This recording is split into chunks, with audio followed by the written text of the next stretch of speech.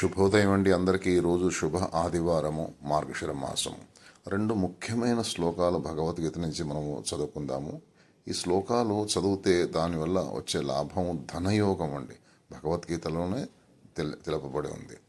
ధనయోగం కలుపుటకు ఈ రెండు శ్లోకాలు. మొదటిది 5వ అధ్యాయము 5వ శ్లోకం. యత్సాంఖ్యై ప్రాప్యతే స్థానం తద్యో గైరపి గమ్యతే ఏకం సాంఖ్యంచ యోగంచ యః పశ్యతి సపశ్యతి. జ్ఞాననిష్ఠులకు సన్యాసులకు కలుగు మోక్షము నిష్కామ కర్మయోగులకు కూడా కలుగును. జ్ఞాన కర్మయోగములు రెండును ఒకటే, వాని ఫలము మోక్షము ఒకటే అని తెలిసిన వాడే చక్కగా తెలిసిన వాడగును. రెండో శ్లోకం అండి, 10వ అధ్యాయం 16వ శ్లోకము.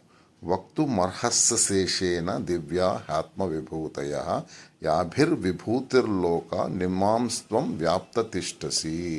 నీవు ఏ ఏ విభూతుల వలన ఈ లోకములన్నీ వ్యాపించి ఉంటివో అట్టి నీ దివ్యములకు విస్తార మహత్యములను సంపూర్ణముగా వర్ణింప నీవే తగుదవు.